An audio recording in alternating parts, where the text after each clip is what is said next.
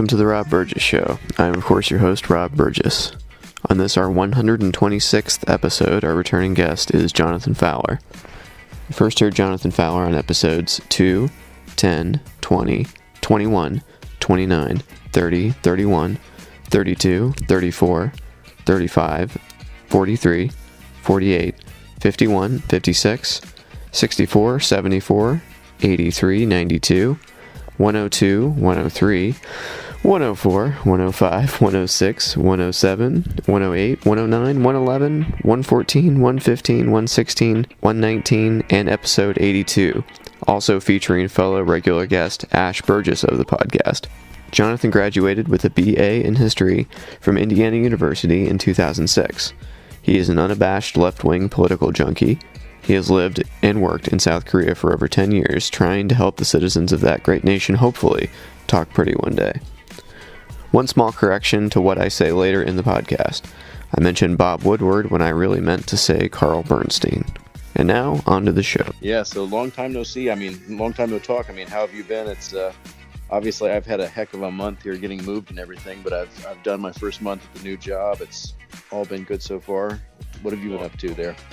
Oh, nothing much. We've been wrapping up our election coverage at Nuvo there, and we just had our big voters guide issue come out this week. So, been trying to talk to all the candidates that are on the ballot for the congressional, the state, and countywide here in Indianapolis area. So, been trying to hit them all.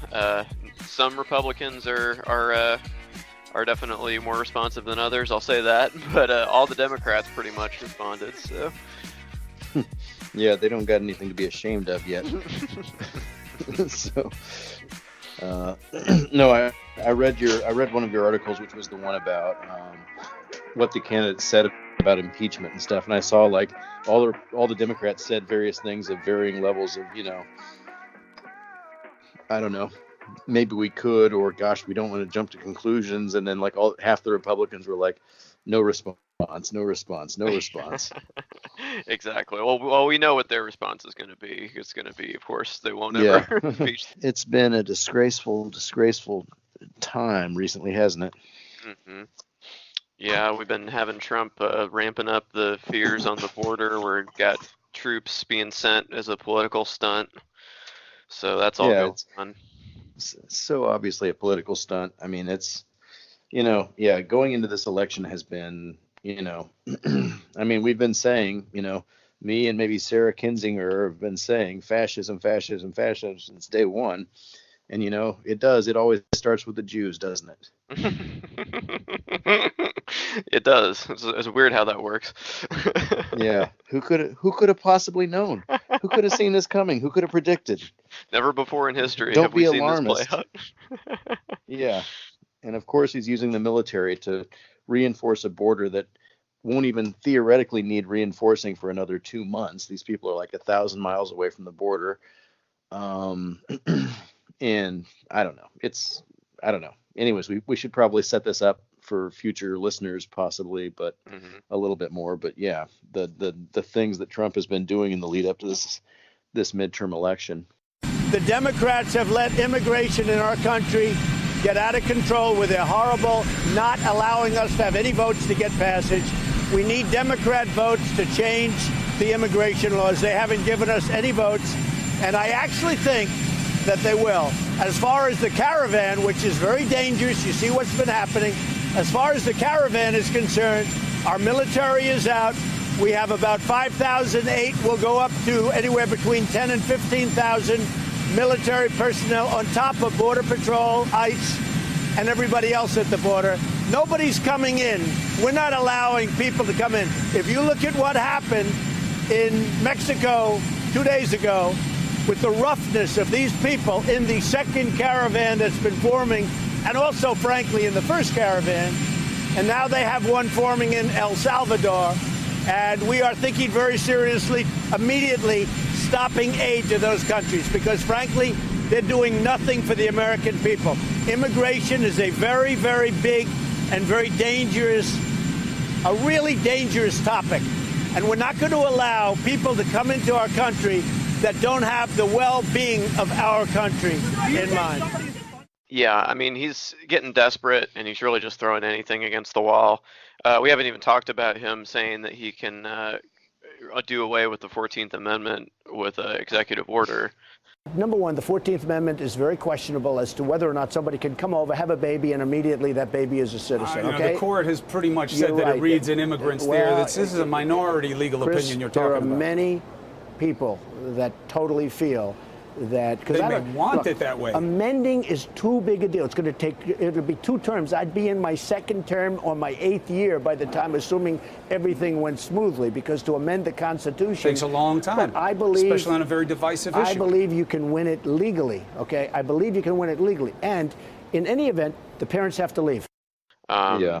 You know, and birthright citizenship, which I find it extra rich that the Republicans that were so worried about Obama's executive order use are now just like so blithely letting this guy run amok. Bob Woodward, who just had that book Fear come out, which I still need to read, but he was saying his sources in the White House are telling him that Trump is floating the idea that if this election goes bad, and it kind of seems like it is, he's just going to declare it to be invalid, and he'll just say that it was all, you know, fake news, you know, that they lost, and he'll just... I talked to people in the White House or in touch with the White House on Friday who believe that if the congressional midterms are very close and the Democrats were to win by 5 or 7 seats, that Trump is already talking about how to throw legal challenges into the courts, sow confusion, declare a victory, actually, and say that the election has been illegitimate, that is really under discussion in the White House. I was told that on Friday. And I think Bill Maher is right, too, when he says that Trump is only going to leave when he wants to. And finally, new rule of all the fairy tales we've told ourselves here in America, the one we most need to get rid of now is, in America, no one is above the law. Let conservatives get weepy-eyed about this magic, infallible Constitution that Jesus personally delivered to the Capitol. It's incumbent on the rest of us to remain clear-eyed about its flaws. And when you don't have to follow the orders of law enforcement, as Trump clearly doesn't, you are above the law. I'm tired of hearing TV lawyers say the president can't refuse a subpoena. Even Rudy Giuliani said that. He said, you got to do it. I mean, you don't have a choice. Yeah, except that was in 1998 when Clinton was president. Now, Rudy says, we don't have to. He's the president of the United States. As Rudy's 3 ex-wives can tell you, he's not really good at being married to anything.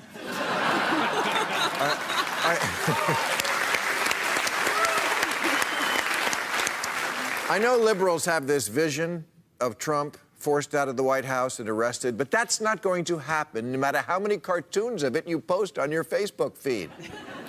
The noose is tightening, I hear people say. No, the noose is not tightening. His face is always that color.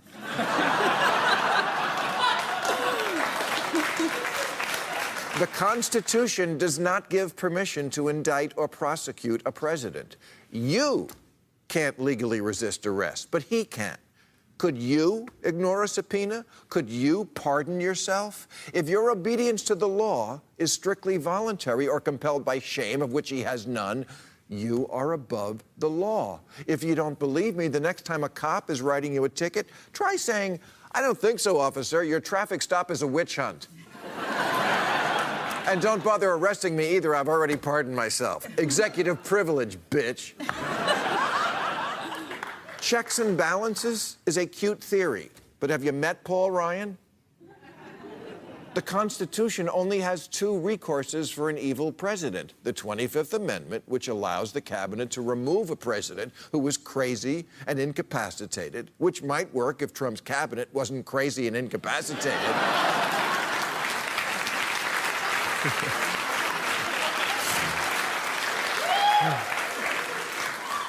And impeachment. But impeachment means nothing without conviction, which requires 67 votes in the Senate, which even after the best blue wave election ever would mean at least a dozen Republicans crossing party lines. Not going to happen. We're on the honor system, and Republicans are fresh out of honor.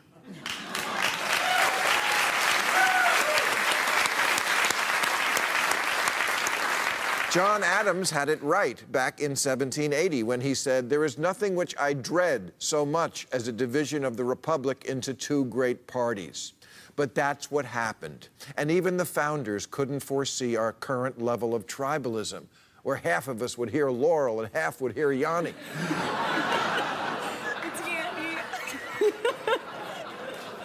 They never imagined a Congress full of shameless partisan enablers who wouldn't turn on Trump if they found out he was using the eternal flame to light farts.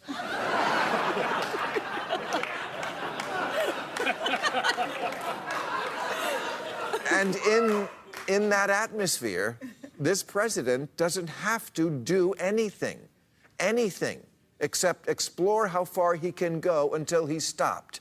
Like the way he used to walk into the dressing room at the Miss Universe pageant. Oh, I know. We're playing 3D chess, and he's playing I tipped the board over. Because here's what's going to happen. Mueller will request an interview. Trump will say no. Mueller will then subpoena him. Trump will say, go fish. It goes to the Supreme Court. They're partisan now, too. We learned that in Bush versus Gore. But say they do the right thing and order him to honor the subpoena. And he still says no. What do we do then? Call Dog the Bounty Hunter?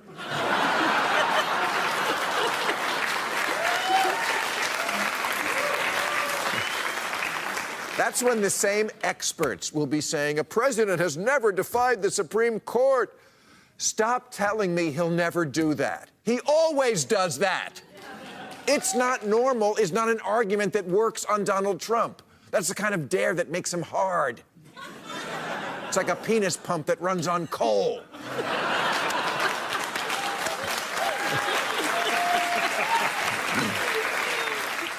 If the Supreme Court rules against him, he'll attack them. Just like he did the FBI and the Justice Department. The Supreme Court will be the new deep state enemy, and their rulings will be fake news. This year, when President Xi of China made himself president for life, Trump said, "President for life, I think it's great. Maybe we'll have to give that a shot someday." A month later, he suggested he should have 4 terms like FDR. People say he's joking about this stuff, but when has Trump ever told a joke? His idea of a funny gag is making Mike Pence kiss his ass in public.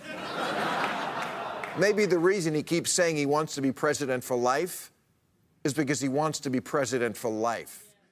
I don't see this guy leaving office even if he loses in 2020, to be honest, or in 2024 or whatever if he wins the re-election. I doubt he'll probably just make himself president for life. I don't see any reason why he wouldn't, and why the Republicans wouldn't go along with that if he did.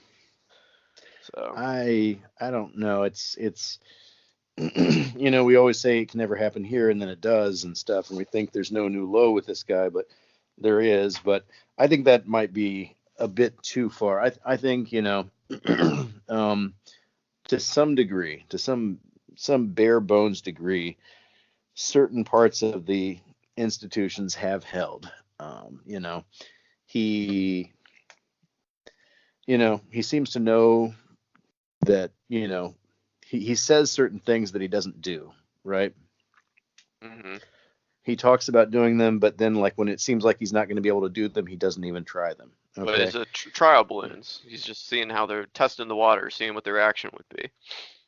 Yeah, but I don't see him trying to actually physically stay in the White House. If, you know, I can see him bitching and moaning all the way to probably jail is where he's going to end up. Mm-hmm. But, you know, it's not fair. Oh, it's fake news. Oh, the Dems betrayed me. Oh, you know, whoever he wants to blame. I can see him blaming everybody in town on the way out of Washington, but I think he would leave. You know, I mean, I hope that's what happens. I would like it to be that way. It's just I worry that, you know, there's no bottom with these people, and there's no place they won't follow him. You know. Okay. So. Well, okay. Let me kind of come back on that a little bit, because he talked last week about sending 5,000 troops to the border to reinforce the southern border to, you know, I mean, for his low information Republican voters who think the migrant caravan is like imminent right now when it's actually over 2 months out probably. He's going to try to, he's sending troops to the border before the election in the most, I mean, it's not even really trying to fool any. I mean, it's like the people who are going to be fooled by this action are just so monumentally stupid. And I'm sorry if any of them are listening right now. And I'm sorry to, say a lot of like scandalous things, but it doesn't matter. We can say whatever. Anybody in America can say whatever the hell they want right now, apparently, because good. The wheels are coming off. It's, so he's sending 5,000 troops to the border, and then like a couple of days later, yesterday he's like, oh, we're gonna jump it up to 15,000 troops at the border.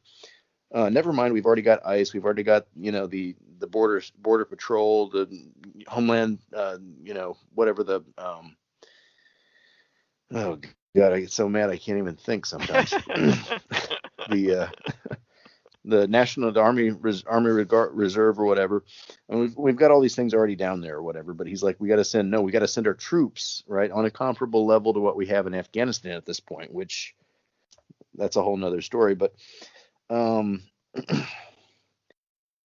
don't know, like 4 or 5, like between 4 and 6 days before the election, that is so nakedly a play to rile up his racist voters again and make them think there's something, afoot, that they're in danger again. The playing to the fear again, playing to the racism, playing to the anger.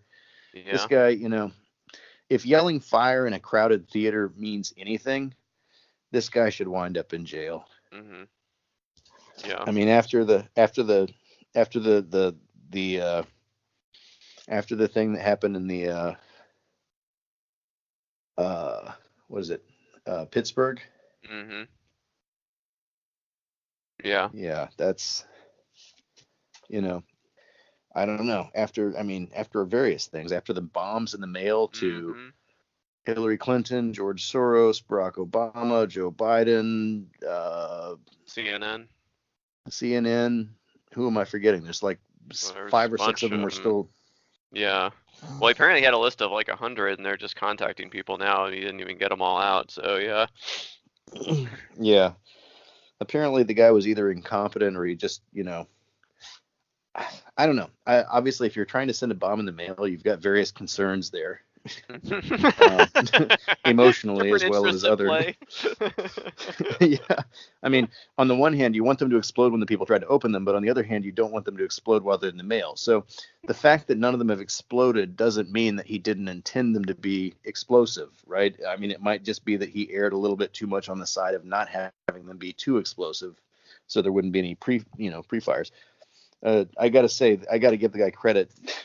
Having a return address of Debbie Wasserman Schultz in Florida was a stroke of genius, because even if you miss your target, then they're going back on another target you probably want to hit. So he's a fucked up idiot, but like there's a certain, I don't know. There's a logic to it.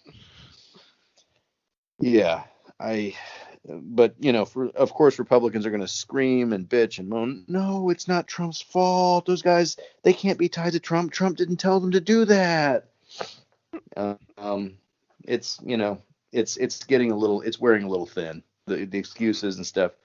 No, don't play stupid for the Fox News audience. Nobody else is buying it anymore. Mm-hmm. We know what's the cause of all this, and they could say, oh, well, there's that one Bernie Sanders guy who shot up the baseball field and stuff, and Steve Scalise or whoever was wounded and all this stuff. It's like, yeah, but Bernie didn't preach violence. Bernie didn't tell that guy to do that. That guy was a true lone wolf. Donald Trump has been using irresponsible rhetoric since 2015.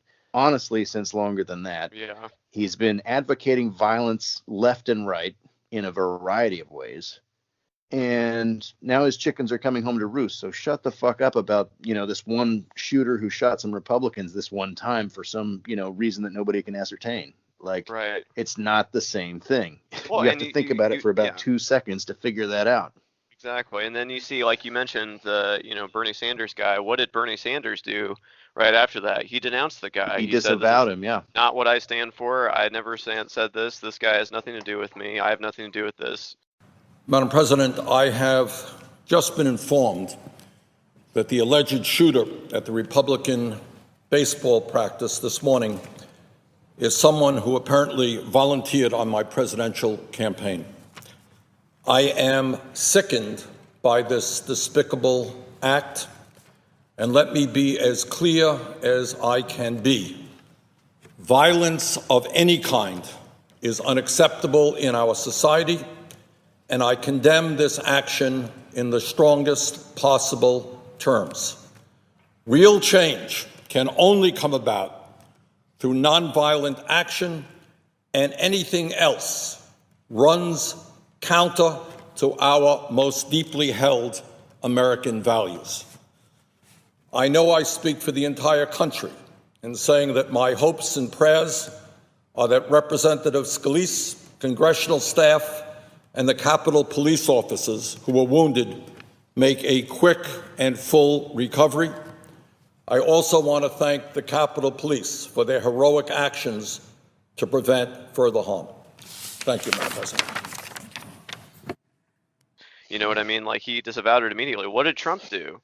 He basically co-signed, and he just basically doubled down on the media as the enemy of the people, and this is really your own fault, and stop hitting yourself, basically. As part of a larger national effort to bridge our divides and bring people together, the media also has a responsibility to set a civil tone and to stop the endless hostility and constant negative and oftentimes false attacks and stories. No one should carelessly compare political opponents to historical villains, which is done often, it's done all the time. Got to stop. We should not mob people in public spaces or destroy public property. Any acts or threats of political violence are an attack on our democracy itself. No nation can succeed that tolerates violence or the threat of violence as a method of political intimidation, coercion, or control. We all know that. Such conduct must be fiercely opposed and firmly prosecuted. So he did his normal thing. He read his prepared script with little passion about, oh gosh, violence is not the answer, da-da-da-da-da. The safety of the American people is my highest and absolute priority. I have just concluded a briefing with the FBI, Department of Justice, Department of Homeland Security, and the U.S. Secret Service. As we speak, the packages are being inspected by top explosive experts, and a major federal investigation is now underway. The full weight of our government is being deployed to conduct this investigation and bring those responsible for these despicable acts to justice. We will spare no resources or expense in this effort. And I just want to tell you that in these times, we have to unify. We have to come together and send one very clear, strong, unmistakable message that acts or threats of political violence of any kind have no place in the United States of America. It's a very bipartisan statement. I can tell you from both sides. We both agree on that. This egregious conduct is abhorrent to everything we hold dear and sacred as Americans. My administration will provide additional updates as they become available, and I just want to thank everybody for their understanding. We're extremely angry, upset, unhappy about what we witnessed this morning, and we will get to the bottom of it. Right. But then that lets you know he's he right doesn't back to mean leading it. chants of lock her up, and now he's lock him up about this Gillian guy, or who's this guy? I forget where he's at. Oh, Andrew He's Gillum, running pretty strong. Florida governor, Democrat. Yeah. Mhm. Yeah. So Called him a thief too. he didn't call up any of the people, including former presidents who were threatened, which is unprecedented. You know, as bad as I thought George W. Bush was back in the day, if there had been an assassination attempt made against Bill Clinton, I have not a moment's doubt in my mind that George W. Bush would have called him up and said, look, this was not cool. You're going to be under our protection. I don't endorse this. You know, we're opponents in politics. We're not, mortal enemies. I have no doubt in my mind that George W. Bush would have taken that step. Mm-hmm. With Donald Trump, that's a bridge too far for him. It's disgraceful. Mm-hmm. And that, people say, oh, if we don't have a border, we don't even have a country anymore. No, this shit right here, where one party acts like somebody trying to kill the other party on their behalf is kosher. That's when we don't have a fucking country anymore. Mm-hmm. We're not going to have a country much longer, and it's going to be the Republicans' fault. Mm-hmm. Yep. Yeah, pretty scary. But I mean, I guess if you want to look at the glass half full of this, I think the Republicans know they're in deep trouble, and I don't want to get over my skis like I did last election, of course, because we did do. That's part of the reason I wanted to do this election one with you here, because I remember we did our big kind of triumphant one at the end of the last election season for election day, and I definitely thought that a different outcome was in store for us all. But I do feel somewhat confident that this blue wave, at least in the House, is coming, and the Republicans know that. I don't think that the Republicans are even having a hope of keeping the House at this point. I think all they want is it to be close. They don't want it to be like a landslide. Like, that's really all they're playing for right now. So they don't want Nate Silver and 538 saying, I think he's saying Republicans have got about a 20% chance of maintaining the House, and Democrats have about like a 15% chance or something of taking the Senate. Yeah. So the Senate's a tough one, man. We really drew a bad hand in the Senate this time. Yeah. Well, 2020 is going to be a little bit different. I think about the numbers that are up and stuff. But fuck waiting 2 more years. We need to put the brakes on this crazy shit now. Mm-hmm. It should, like I was saying, at first I was saying I thought Trump would be impeached in 6 months, which by all rights he should have been. Mm-hmm. And then I said, long guess 2 years. I said, there's no way this guy finishes his 4 years. So far, I had more faith in the common decency of some of the Republicans in office at that point than than they deserved, basically. So, but hey, I cast my vote this week. I cast my absentee ballot. You vote yet? I'm actually at the library now where early voting's taking place, so I think Ash and I are probably going to try to take care of that later today, actually. So yeah, and Trump is coming back to Indy today, so he'll be downtown. He spoke to the FFA convention last week, and now he's coming back to campaign for Mike Braun. But I may be going to that. I submitted a request for media credentials, which were still pending last I checked. So they may be Googling me now and being like, we can't let this guy in.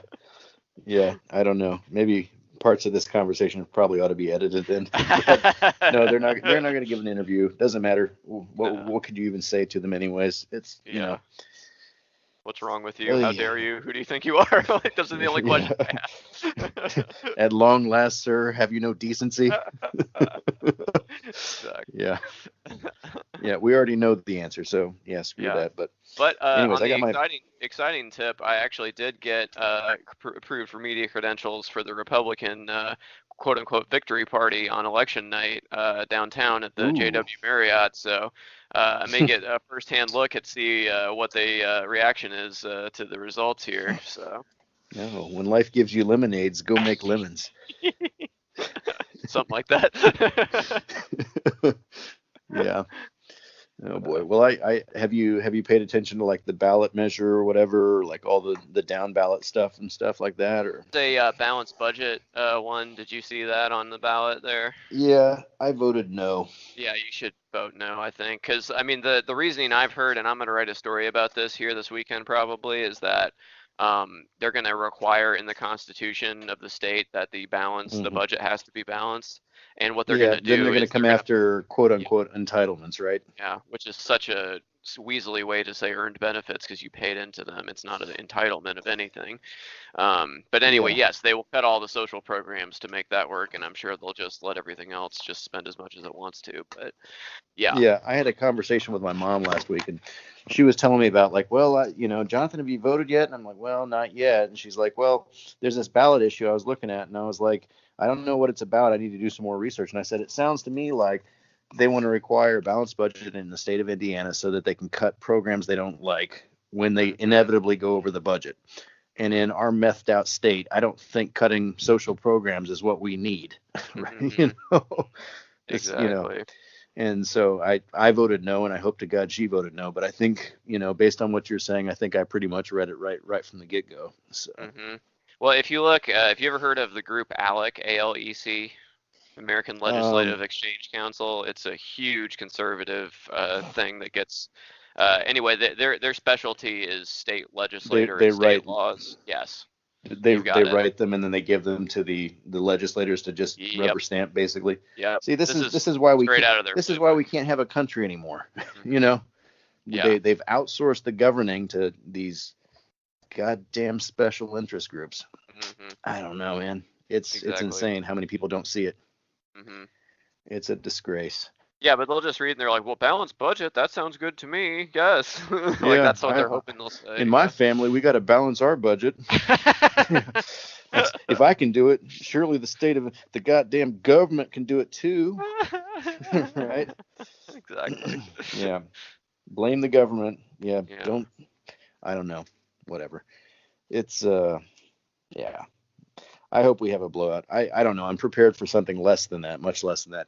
And hey, there's a 20% chance we don't get anything, basically. So. Oh, yeah. And if that happens, lock your fucking doors, go underground, because the country, I don't know. Well, I mean, what's going to happen is if the Democrats don't take the House, it's going to be like saying that the last 2 years have been A-okay. Like, that's basically the message that everyone's going to take from that. And then it's going to get so much. It's going to be saying that even after, even after, what can we say? Even after all the cases where Republicans have taken the presidency, although they didn't win the popular vote, and even though Donald Trump lost by 3 million votes, and even though obviously Americans are more divided and pissed off than they've been in a long fucking time, that the government is not responsive because it's been gerrymandered within an inch of its life, and government doesn't work anymore. It doesn't represent the people anymore. That's basically what it'll be saying. I have never heard a Republican make a credible argument that a majority of Americans support this president. Mm-mm. They can, oh, well, he understood the electoral college, and that's why he was so smart. He knew how to get the votes in the electoral. No, he didn't. He didn't think he was going to win. It's well established. He thought he was going to lose and open his TV show. Mm-hmm. He got lucky, and I don't know. Certain very clever Republicans have been, laying the groundwork for this kind of thing for a very long time. Apparently, it's very anti-democratic, and but we're not a democracy. We're a republic. Didn't you know? It's like, shut the hell up. We're a democracy when you want us to be a democracy. We're a republic when it's convenient for you to say we're a republic. Shut the fuck up. Adhere to what the people adhere to what Americans. Americans, we don't think we can change our government anymore. We're beholden to the way things have been. Mm-hmm. And I think if you look historically, that has not been the case until quite recently. Mm-hmm. And I think it's a sad state of affairs that Americans today don't think that we're smart enough or adaptable enough to be able to make smart changes to the government when it needs it. Because when we can't change the government when it needs it, the government is very rapidly, it's like not putting oil in your car. Things are going to grind to a halt. Mm-hmm. And I feel like that's what's happening. Yeah. Well, and the other thing that's you got to consider too, and I saw Chris Hayes from MSNBC point this out. It's like between the Supreme, yeah, right, the fake news. The fake news pointed this out, made a great point, fake point. But you consider what are the levers of power? We got the Supreme Court, we got the Senate, and we got the Electoral College, and those are three cases where the will of the people is not represented by those in power. So you've got the Supreme Court has a conservative majority now, even though we can see that most Americans are not that way. We have a Senate that doesn't represent the people because the founders were trying to give the slave states more power and they couldn't count the slaves. Boo-hoo. Yeah. So they got the Electoral College and every North state gets Dakota has as much power as California. Exactly. Yeah. I mean, it's well, totally okay, it's the way things are meant to be, but like, Yeah, It's too much. It's there's a tension there, and it's going to continue being a tension. And you're especially going to see it when the Republicans keep the House. This is my prediction, my bold prediction, that I think the Republicans are going to keep the House. They may even pick up a seat or two, and then in the House or the Senate? The Senate. Yeah. The Senate, they're probably going to pick up a seat or two. Don't piss me off even more here, Bob. No, but they're gonna probably keep the Senate pretty much the way it is. But the House is probably going to go to the Democrats. I hope, fingers crossed, knock on wood. But that's going to represent more of the people, and the Senate is increasingly not going to, and the Senate is going to continue to be the one to do the Supreme Court nominations and all these other things, and the country is going to be not representative of the people even more. So yeah, well, it's what I hope is that my dearest wish is that if and when Democrats take back the House, somebody who's in charge cracks the whip on these people and says, no, you're not going to go with the Republicans on this little thing or that little thing. We are going to fucking hamstring this president for the next 2 years if it takes that, or shorter if the Republicans get tired of not having anything passed and they finally, throw this guy to the curb. You don't get to play both sides. I don't care about your local election. I don't care about, local concerns. I don't care about your, local demographic. We're going to play hardball like the Republicans have been doing for some time. And damn the torpedoes, full speed ahead. That's just how it's got to be. I mean, if we have these, if we have red state Democrats trying to play ball with Trump on this little issue or that, because that's the thing. It only takes one or two of them on. Well, it may take a few more than that if they take the House, but it only takes a handful of them to sink any chance of Democrats ever opposing anything. And it pretty much happens on every issue. There's always one or two here or there, and sometimes it's different ones. Sometimes it's kind of predictably the same ones.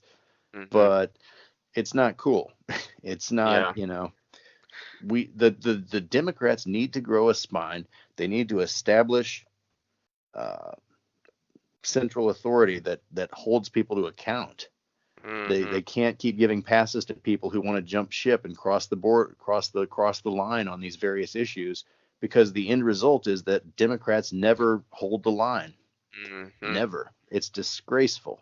Yeah. And frankly, Democrats holding the line on something is the one thing that Republican voters might actually respect, because they don't respect what the hell Democrats have been doing for the past God knows how long. And they're still doing it. And you haven't been in Indiana for the constant barrage of Joe Donnelly, Mike Braun ads, but man, Joe Donnelly has gone down a dark path of really playing to trying to get those few little scraps of Trump voters that he can get over, and just completely disregarding his base. Like, you should see these commercials, dude. Like, I'll play one of them in here, but like, he's like, I support the border wall. This, that, and the third. I stand with Donald Trump on these issues and stuff. And it's just like, For the most part, I'm an easygoing guy, but not when Mike Braun keeps lying about my record. I split with my own party to support funding for Trump's border wall. The liberal left wants to chop defense spending. No way. I'm not into a fair fight. I'm about giving our troops the edge. I voted to extend the Bush tax cuts. And Mike Braun, he ships jobs to China. We've got to cut that out. I'm Joe Donnelly. I approve this message. oh man, dude, you just don't even care about the people in your base. You never see the other side doing this. You never see Republicans. They double and triple down on their base. They know that people respect, one thing that they respect is you standing up for what you actually believe in. And most people, issue by issue, if Democrats would stand up for what they actually believe in, agree with Democrats. And it's just maddening to see them just forego everything, just chasing these few little votes, and it just makes them look so weak. It's just like, stand up, because the other side's never going to respect you, dude.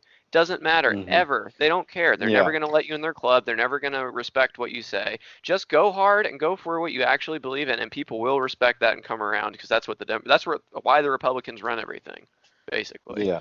You can try to be a Republican, diet Republican or whatever, but at the end of the day, Republicans prefer the full, refreshing flavor of the actual Republican, right? It's like, I don't know. I mean, yeah, to some degree, it's a complicated issue, and there's a huge debate, I think, going in the left wing in America right now about, do we need to hold all Democrats everywhere to a certain standard, or do we need to let certain people do certain things in their districts that let them win if, generally they're going to vote with us? And it's a complicated issue, and I think anybody who tells you that no, we can run a Bernie Sanders in every single district and it'll always win, they're I don't know what the word I'm looking for is. They're not being real, we could say. They're living in a little bit of a fantasy world. But I will say, Joe Donnelly did vote against Supreme Court, what's his name, Brett Kavanaugh, didn't he? He did, but so, respect. Yeah. But that was the thing. That was one thing where like people were like, oh, okay, he did that, but then he goes off on these other things, like he voted for Gorsuch. So I mean, he doesn't hold the line on everything. It's kind of a case by case thing with him, and it's just kind of crazy that he jumps back and forth between this, because it's like they still excoriate him for voting against Kavanaugh. You know what I mean? So just go run hard that way, because they don't they don't respect you the other way. So. Yeah, well, I mean, to be fair, Gorsuch wasn't a credibly accused rapist, so attempted rapist. No, but his name also wasn't Merrick Garland, was it? So. Yeah, well. Yeah, Democrats have got a long way to go, and but I don't know. We just got to be positive. We've got 4 more days. Next Tuesday, we're gonna get these results and stuff, find out what's going on, and hopefully it's gonna be like pulling the e-brake on a car. It's gonna bring us to a screeching halt as a country. Yes, I hope so. Let's hope. Fingers crossed. Yeah. So yeah.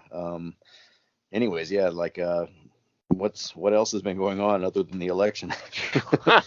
So how are the kids? Oh, kids are fine. Yeah, they were actually in the paper this week. We had them dress up as politicians, and they were to go with my voting guide. So I had a little picture of them dressed up as they were holding signs that one said trick, vote trick, vote treat.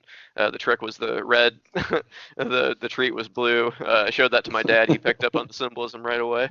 So. Oh boy. He's like, why is the red one the trick? Yeah. Well, Dad, there was a 50-50 chance. Yeah, I don't know. That's a hard one. They say you get more conservative as you get older. I don't see the Republican Party ever being a home for me. Nope. Like, number one, I'm not religious. So the fact that 50% of everything there's Republicans still time, try Chad. to do. There's still time. Yeah, right. I know the what do you call it? Reclamation? No, I was gonna say deathbed conversion, but no. What is the thing Christians think is going to happen where God's going to pull up all the souls and leave some people here? The rapture. Oh, the rapture hasn't happened yet, so we'll see. But no, but you'd be left on Earth if that was true right now. Yeah, thank God. Probably a lot of hot chicks still on Earth with me too. Better odds. Okay. Speaking of that, I've been on Tinder, man. I've been swiping this way and that. Oh man, tell me about that. Yeah, that wasn't even a thing when I was still single. Oh man.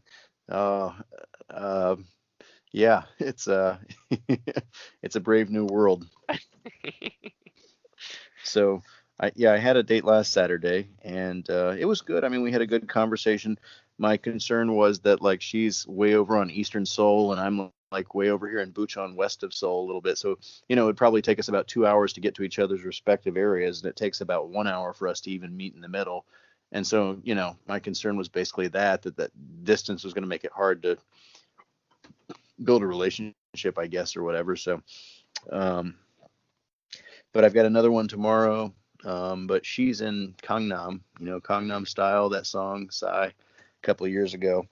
But which is pretty far too. But I could do a lot of worse things than go on a date. So we're gonna do that tomorrow at 5, and then I've got another date lined up for Monday afternoon at 4 p.m. And normally that would be a problem, but actually on Monday we don't have all of our classes. So after the morning and early afternoon classes, I should be finished. So she lives a lot closer to here. So I don't know what she wants exactly, but we're going to see about that. So she just contacted me tonight. So I don't know, man. I've been screwing around on Tinder, like jumping on it here or there for like a couple hours, and then like, forgetting about it for 2 or 3 months, and then checking it out again, and nothing really happens, and whatever. It's been a big waste of time. Yeah, just now that I've got my move done, now that because like for the past, since March this year, I've been in a constant state of flux where I knew I didn't want to stay at that place. And so starting anything at that time seemed pretty foolhardy. So, but now that I've moved to this place, like the job's going well. I think the boss likes me a lot here. Students are all pretty happy. Everybody's happy. And I think he's already said, we might make you a manager, da da da da. We want you to stay for more than just 1 year. We hope you'll stay for several years at least, and stuff, da da da da, and stuff like this and stuff. So I think everything's really positive here. My apartment's a little bit bigger. It's kind of nice area of town. I think this is a place that I can kind of make a go of it for some time. So cool. That's awesome. I've heard if you delete the Tinder app and then re-download it, it intentionally shows you the hottest people first, so you keep using it. Like it's like, or like the people that like you get swiped, which is the way that you says you like them, right or left? Right. I know. Right, so, I was really confused about that at the beginning. Oh no. Yeah. Do it backwards. There was like I don't know, man. One thing, not to be racist, but I don't swipe right on Russians. There's a lot of Russian girls on there and stuff, and I don't swipe right on them because I don't know what they're into over here. But probably nothing good. Nothing good for me, probably. But like there was this one Russian chick, and I was like trying to like make her go off my screen. I'm like, was it left? Is it right? I know. I'll go up. Oh shit! Up is super like. Which means, it gets sent directly to her and tells her that you've liked her already, so she can choose then to like you or not like you. And then I think she liked me, but then like she started speaking Russian and I said something in English and she bounced out of there. I'm like, woo, thank God. So I don't know. Wow. Super like. Really is a brave new world. Yeah, so right is like, left is don't like, and up is super like apparently. So there's been several mishaps where, and one thing I like to describe is just the utter apprehension. I'm not some guys just swipe right on everybody because they figure, girls have got an advantage on this app because some girls be getting like, they get matches every day. If you're a guy, or well, if you're a guy like me, sometimes there's long dry patches in the desert of the swiping game. I don't know. Maybe it's my pictures. Maybe I'm not as young as I used to be. Maybe I need to hit the gym again or whatever. But the point is, some people counteract this by swiping right on everybody, so that then if anybody potentially matches with them, they'll know about it, and then they can decide what to do. It's smart, but it's not good sportsmanship, I guess we could say, right? Sportsmanship. Like you're not. I mean, you're going to get a lot of false matches with girls that you have no intention of ever matching with, and they're going to be like, "What the fuck? Why is this guy like ghosting me or whatever?" You're not helping. Well, it's yeah. The world is supply and demand, the economics of it, different motivations, different incentives, etc. It all, it can all be explained, but it's not nice in the meantime. Yeah, for sure. So, now, do people ever get to the date and they don't look like the picture that they put on their profile? I think that can happen. I've heard about that happening. Yeah. It's a scary prospect. I tried to be fair. I didn't upload any photos that were more than a year old of me. Just, That's good. I want to be fair, I don't, and I wouldn't want to be the guy who shows up like not looking like myself at 26 or whatever, I'd feel bad, So I don't play that game, which may be why I'm not getting as many right swipes as I should. But whatever, everybody, everybody can choose to play the game however they want, I guess. Now, is Tinder for people that are like, are you looking for a relationship on Tinder? Is this just hooking up? Like, what is it like? I'm not familiar with it. Like, is it just like, can you say what you want? You can say what you want. Okay. And whatever you may get. Like, I don't know. I'm kind of looking for a relationship. I think. I don't know. I don't know. if some one night stands were to happen in the middle, I mean, that'd be okay. But a lot of girls like have this on their profile. They say no one night stands, no FWB, no friends with benefits. Like a lot of girls don't want to play that game. So, or they say they don't, I don't know. But, so. We should probably listen to what they say, right?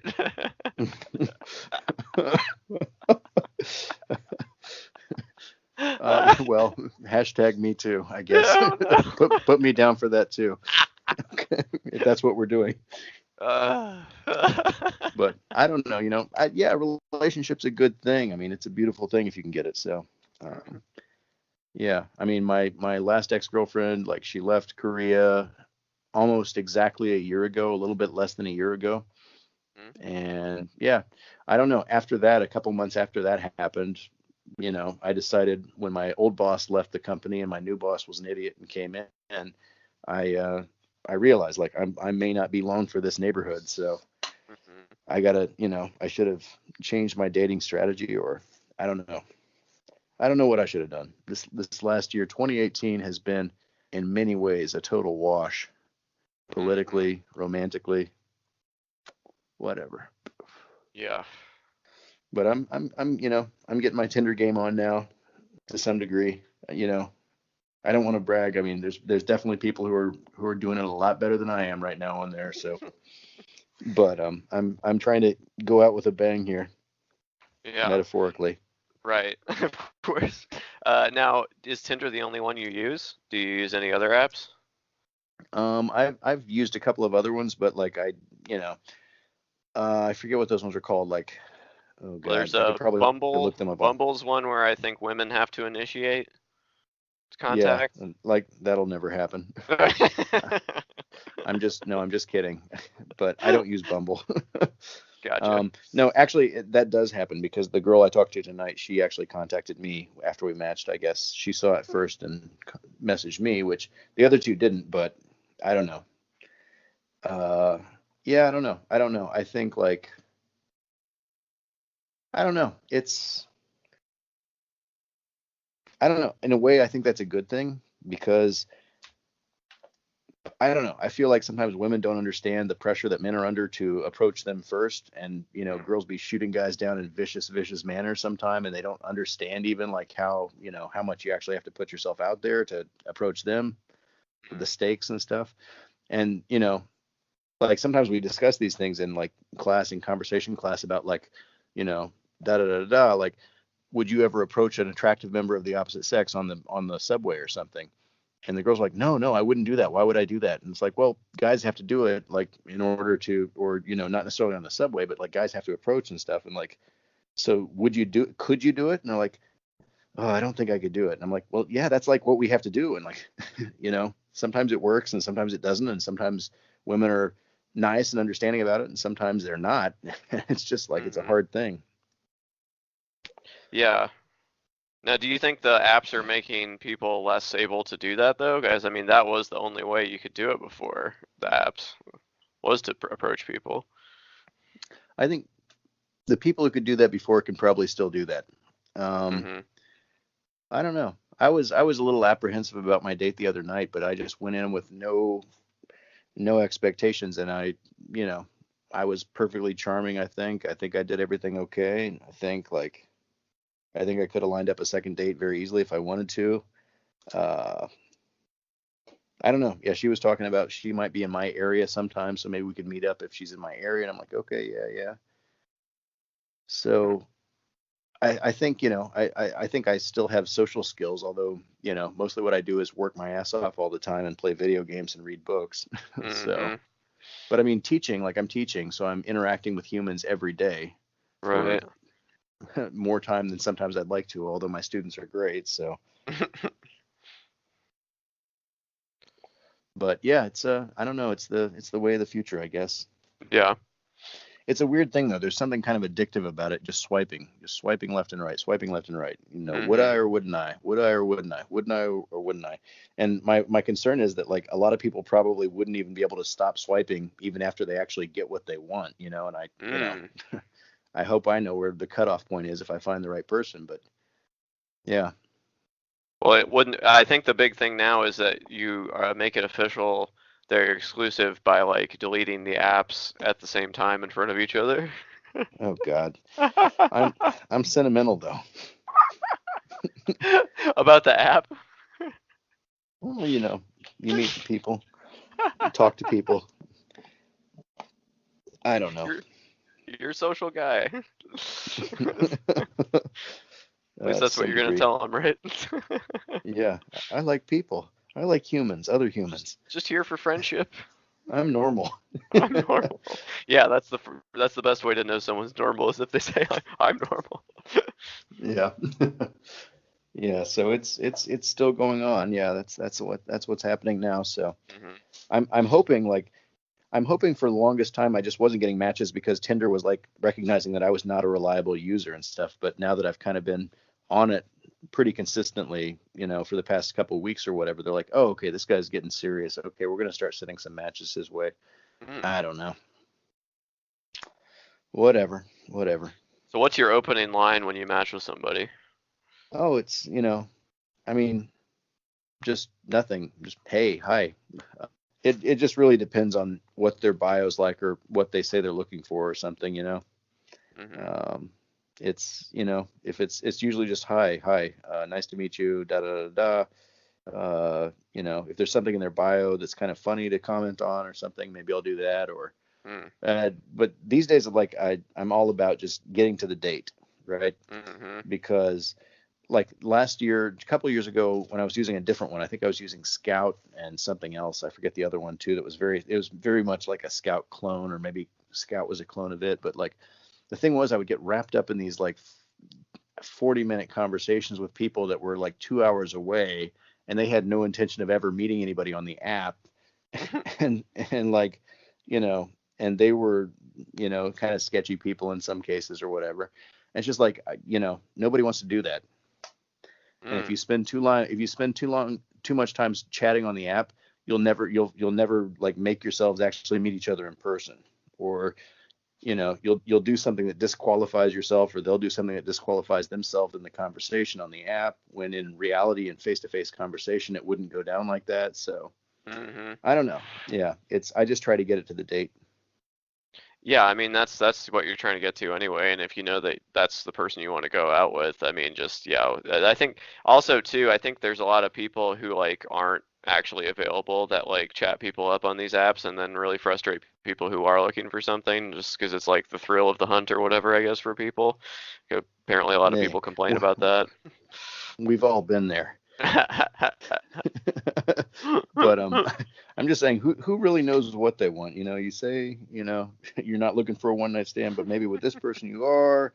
You know, maybe you're looking for a relationship, but like, you know, with this person you could make an exception. You know, I don't know. It's all a negotiation, right, for everybody. Sure. Yeah, you should include that in your vows. But yeah. What does your bio say, though? Do you go with a joke? Do you try to, like, what do you do? Oh, I don't even remember what I wrote. I think I wrote something about I'm sort of looking for a relationship or something. I don't know. I honestly can't remember. I'm like, I've been in Korea for a little bit. Da da da da. I don't even remember what it says, but it's writing a bio is really hard, right? You know, it's really hard. Like, I mean, you know, you got to know what you want or what you're looking for. You got to know what to present of yourself, what not to present, what to, you know, it's an art. And frankly, some of the bios I've seen are hilarious on the other side too. Some of the women's bios are pretty funny. And so it's always interesting when you see like a funny bio that's just kind of like, I don't know.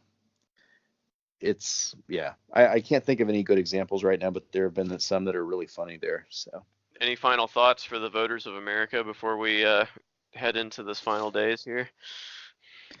I don't know, guys. Go out, vote for the Democrats. Even if you kind of like Trump, vote for the Democrats. It'll be more interesting and entertaining, you know. Watch him scream for a couple of years. He probably won't get impeached. He'll probably get to finish his first 4 years. But on the off chance that the Democrats are right, as we've been about many, many things over the years, just preserve the Union. You know, take that chance. I don't know. do us that solid. But Right. yeah, it's we who knows? I don't know.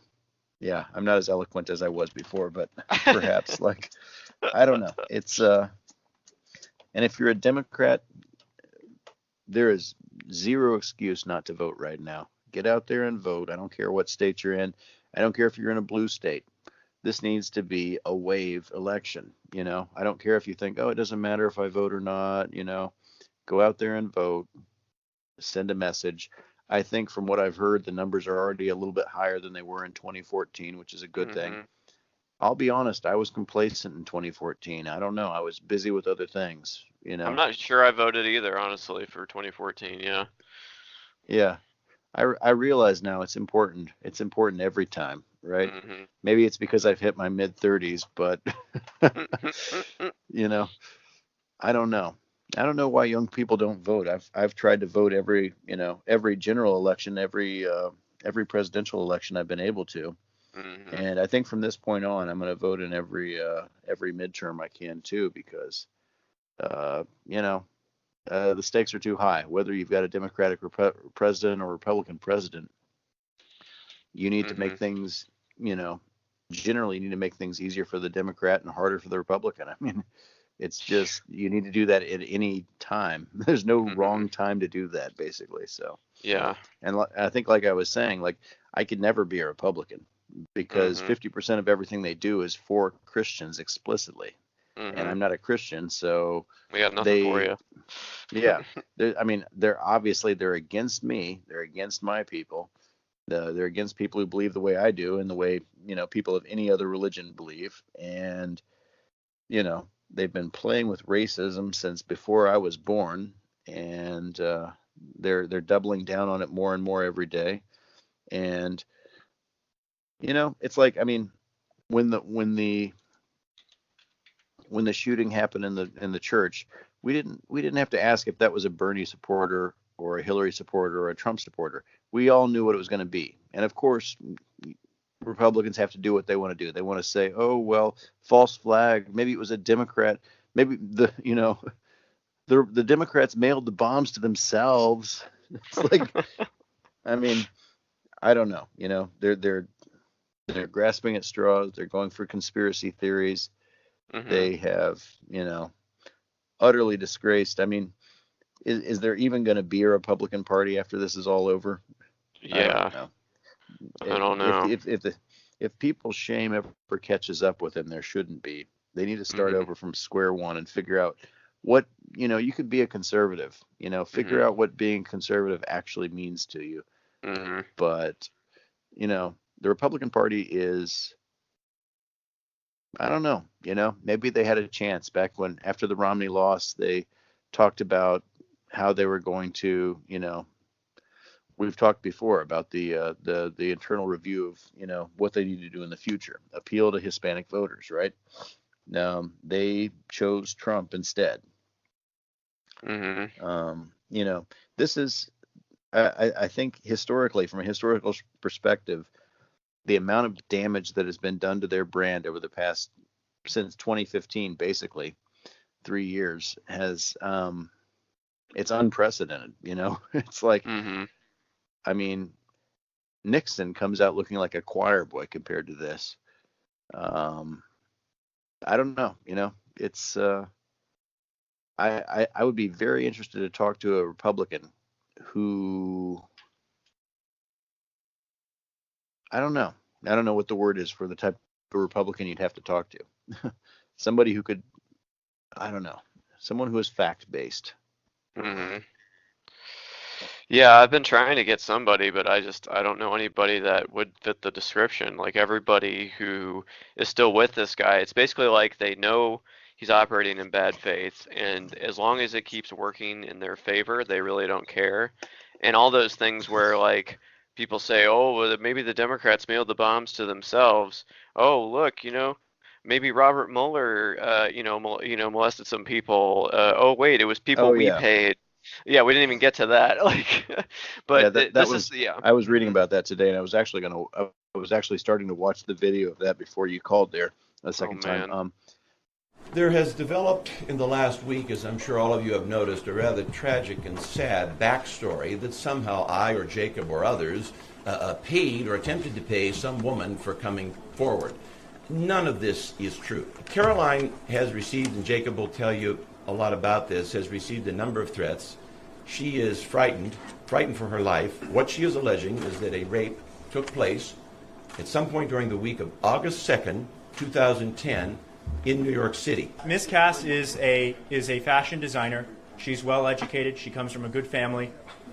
She is a gal who has an illustrious background. She is not politically oriented. The Washington Post reported that Mr. Mueller, they re-reported that Mr. Mueller was at jury duty as to discredit this accuser. That's why they re-reported it. That's why it's going around. Jacob, but real quick, excuse me. August 3rd, 2010. Excuse me. Rather than double checking and saying, wait a second, was he only at jury duty? Sometimes people go to jury duty, but they're also somewhere else. Was he only at jury duty? No, hang on, it's not funny. This is not a laughing matter. So you're 20 years old, Jacob, right? You're 20 years old. Describe to me your investigative experience. And when did you get this honorary Harvard Law degree? It's a figure of speech. Okay. Okay, so you're 20 years old. What is your background as a professional investigator? Like I said, I've done a handful of matters. I've done a handful of matters like this over the years. My mission here is not to establish a narrative. It's not to follow an agenda. It's to bring forth. Hang on. It's to bring forth the facts and let the facts speak for themselves, and that's what we've done here. The gentleman in the back. Yes, sir. Are you both prepared for federal prison? No, we are not. Will, I'll give you the last. But yeah, that's hilarious. The thing is, I think most Democrats can characterize what a Republican was thinking when they did something stupid, right? But I don't think that most Republicans could honestly characterize what Democrats are thinking when we support whatever we support, Right. I don't think they could do a reasonable facsimile. Like, obviously the Republicans thought, oh, these Democrats, they did the Christina Blasey Ford. She falsely accused our guy to be the Supreme Court as being a rapist. And you know what? We're going to do that to their golden cow. We're going to accuse Robert Mueller of rape and see how they like it. They couldn't even do it right, No. And I'm not saying that false accusations of rape don't happen, because they fucking do. But, if you're a Republican and you're fucking incompetent, then it's a lot harder to stage this type of thing than these people apparently think it is. And they're trying to go after Robert Mueller with, like, hey, we'll pay all these random women who may have been in the same city as Robert Mueller 30 years ago to accuse him of rape. Oh, we offered to pay them over like a secure chat line, and then they went and they told him, oh my God, we had one woman lined up, but she didn't come. So me and my buddy came, and now people are asking us if we are prepared to end up in federal prison for I don't know. I don't know is this defamation? Is this defamation or slander? I don't even know which one this would fall under. I've never been clear on that, but it's clearly one of them, or if not both of them. So it wouldn't be libel, but yeah, it's probably either slander or defamation. I'm not sure. I don't know. They probably wrote something somewhere too. Yeah. Right. No. Yeah. No doubt. Yeah. Yeah. It reminds me of what they tried to do with. Remember when all the Roy Moore accusers came forward, and then that Project Veritas tried to like sting the Washington Post with like a fake accuser, and then they asked like the most cursory questions, and they realized it was a total fraud, so they didn't run with it. It's like, this is what these people do. Like, they think, like you said, they think everyone else is operating in bad faith, so why don't we try it? How do they see how they like it? It's like, no, maybe it's because we're based in reality, and all you do is try to like but what about if we did this? Yeah, exactly. So. Yeah, and the sad thing is, when I watched them sting that woman by the Washington Post, I felt physically uncomfortable for her, and I shouldn't have felt uncomfortable. She deserved everything she got. She deserved more than she got there. Yeah. I mean, she was lying, and it was unraveling on, secret camera in a diner somewhere in New York City, I guess, or Washington, or wherever the hell it was. And it's just like, I felt bad for the woman, but she got herself into this because she's an idiot. and because she believed these people, and because these people, I don't know, that's a whole nother case. But this is a GoFundMe page, which has your name on it, Jamie Phillips. Yeah. And it has also, let's see, where was that? It lists somewhere a donation from the person that you said was your child, Taylor. And it says that you're moving to New York, and that you've accepted a job to work in the conservative media movement to combat the lies and deceit of the liberal MSM. I'll be using my skills as a researcher and fact checker to help our movement. So I just wanted to ask you if you could explain this, and I also wanted to let you know, Jamie, that this is being recorded and video recorded. Okay. Yeah, I was looking to take a job last summer in New York, but it fell through. So I ended up not taking the job. Okay. So, but you were interested in doing this job? Can you talk about that a little bit? Yeah, it was going to be with the Daily Caller. The Daily Caller. Yeah. Okay. But it didn't. It ended up falling through, so I wasn't able to do it. Because my fiance was relocating to New York, so I was looking for a job to go with him. And it didn't work out, so I ended up just doing what I was doing at the time. And what was your interest in working for the Daily Caller? I liked their stories, and I thought that I would be good at doing research and stuff like that. Because just based on my background with the mortgage business, like that's pretty much all I do all day is like research things. You know, so yeah. But it didn't pan out for me, so yeah. So okay, so you tried to get the job, but you didn't get the job. You're saying? No, I went through the interview process and I thought that it was going to go well. Like I had a good feeling about it, but then like at the last minute, I didn't get the job. So. Okay. And so who was the person that you interviewed with? It was a lady named Kathy.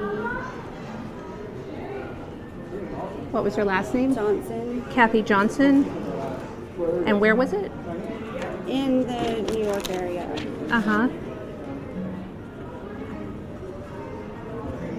But I don't know like why we are going into all this yet. Well, I haven't even agreed to go through with the story yet.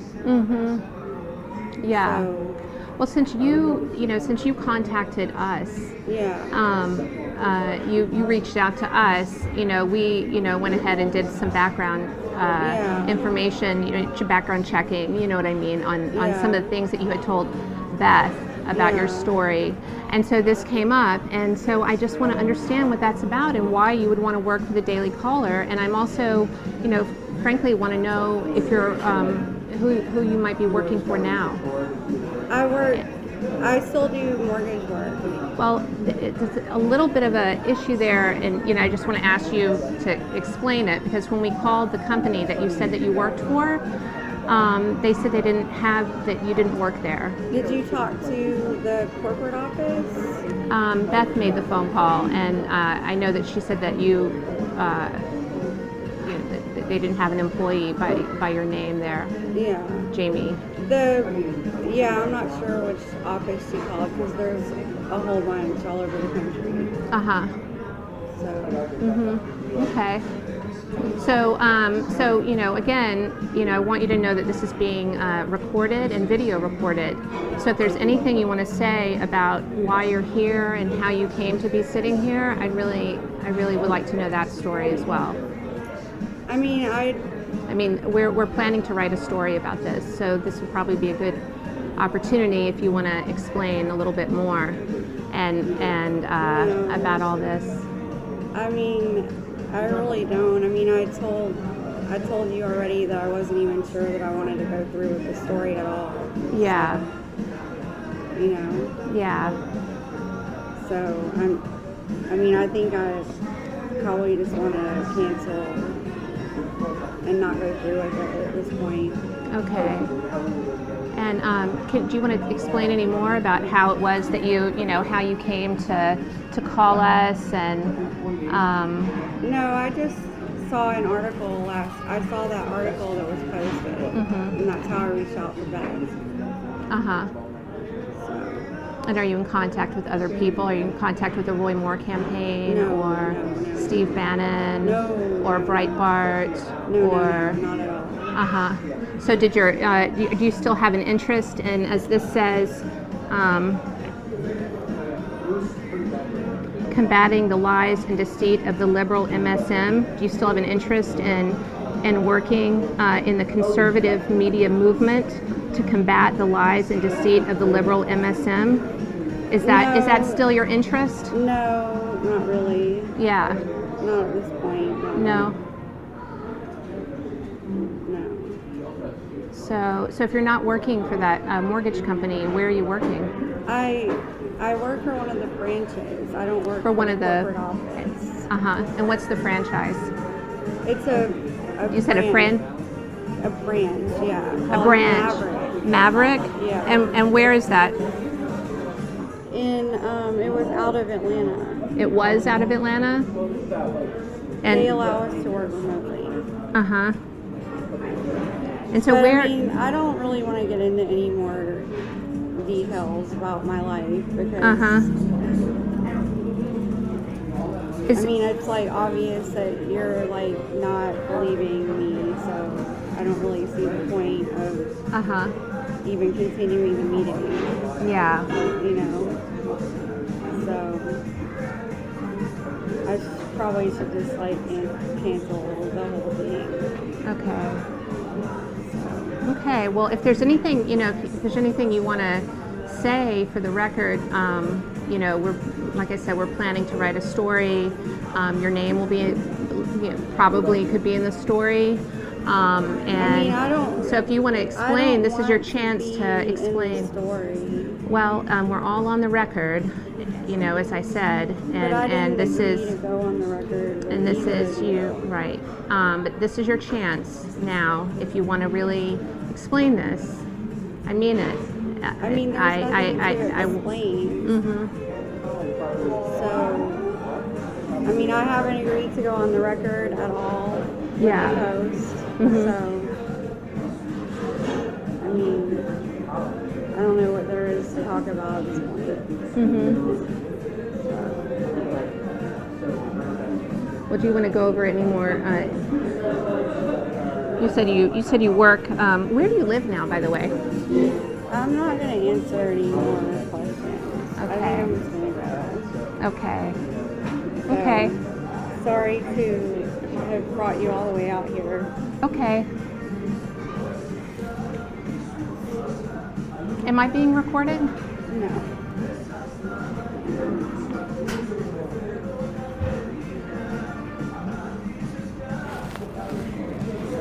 Again, Jamie, in all seriousness, if you want to say anything else about how it is that you came to be sitting here, really,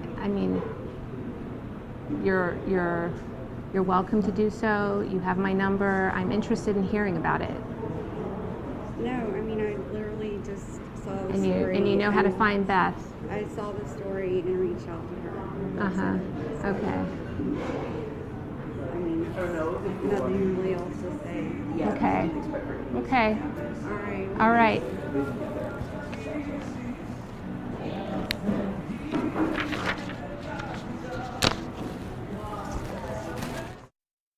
I thoroughly am looking forward to watching these two kids unravel in their press conference they held, where the woman, the supposed accuser, didn't even come forward.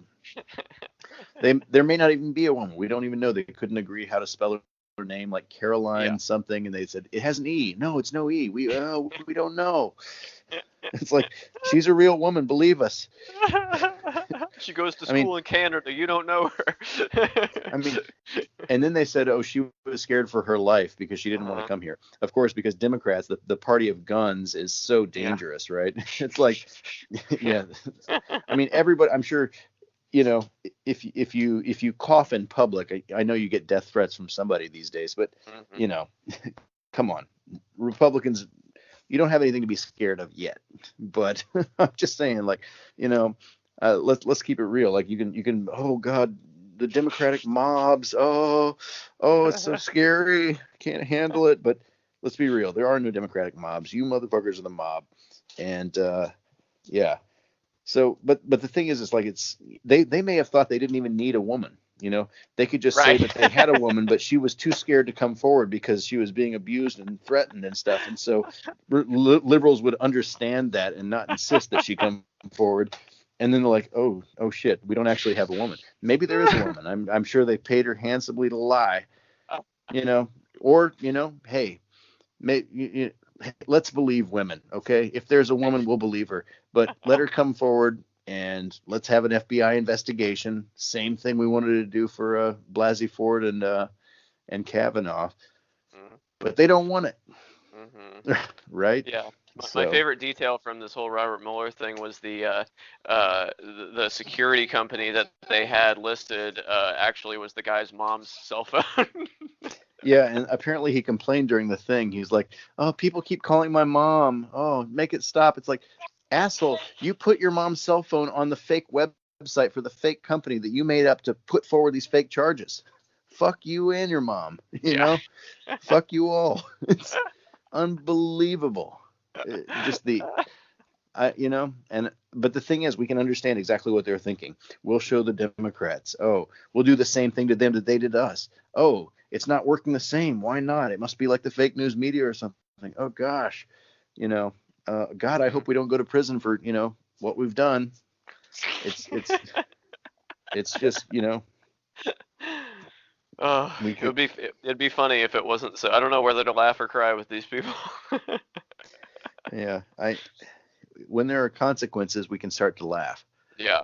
Right. Until if they let these people off and just like, well, you tried. Gosh, you guys, you sure had some gumption there. We got to respect that. If they let it go like that, then we can't laugh. But yeah, they both belong in jail. Yeah, it's for sure. It's disinformation, it's character assassination, it's slander, it's libel. It's and hey, you know what? To be fair, if it had come out, if there had been incontrovertible evidence, which Republicans will insist there was, that Christina Blasey Ford had been lying about Kavanaugh, I would say there should have been some consequences for her too. But unlike what the president said, failure to prove, incontrovertibly is not proof of innocence for the accused. It's just a wash, Yeah. And I think everybody knows that the guy did some shady shit back in the day. Yeah. Well, I mean, that's a whole nother can of worms, but yeah. Well, you probably ought to wrap up here, but thanks for jumping on Skype with me here. I think this is one of our most high fidelity episodes yet. So. Yeah, good deal. Bob, you never asked me about what music I've been listening to. What music have you been listening to, Cha? Oh, interesting. You should ask. I right now I've got the theme music for the 538 podcast stuck in my head. I don't think I've heard that one. It's pretty damn catchy.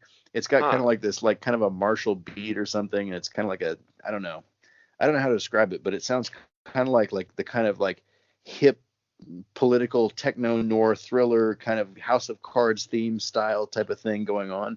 Very catchy. The thing is, like, apparently the song was totally scrubbed from the internet basically after they brought it on for their song. So I can't find it on YouTube, can't find it anywhere. Apparently it's on Spotify, but I don't think Spotify works in Korea, so I can't find the song anywhere.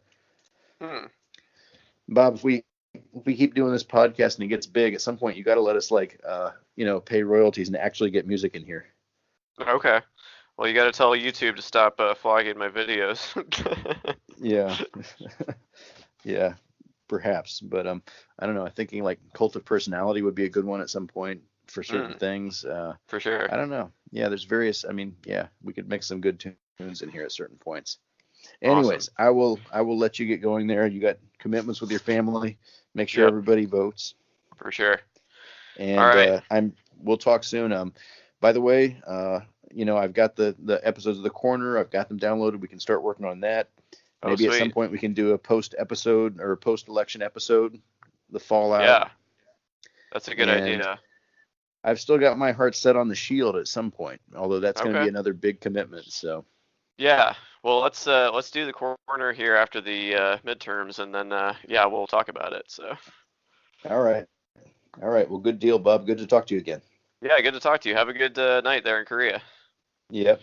Wish me luck on my dates. Keep swiping. I hope I don't have to. All right, later on, Bob. Later. Bye-bye.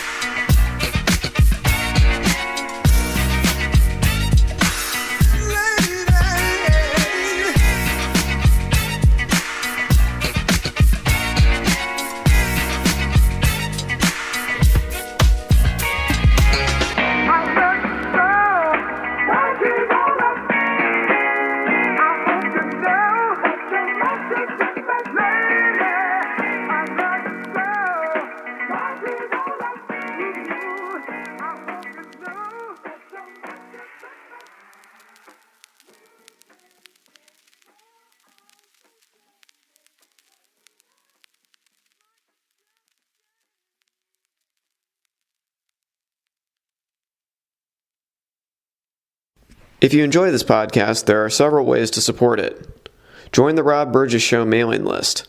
Go to tinyletter.com/The Rob Burgess Show and type in your email address. Then respond to the automatic message. I have a Patreon account which can be found at patreon.com/Rob Burgess Show Patreon. I hope you'll consider supporting in any amount. Also, please make sure to comment, follow, like, subscribe, share, rate, and review everywhere the podcast is available, including iTunes, YouTube, SoundCloud, Stitcher, Google Play Music, Facebook, Twitter, Internet Archive, TuneIn, and RSS. The official website for the podcast is www.therobburgessshow.com. You can find out more about me by visiting my website, www.thisburgess.com. And if you have something to say, record a voice memo on your smartphone and send it to therobburgessshow@gmail.com. Include voice memo in the subject line of the email. Until next time.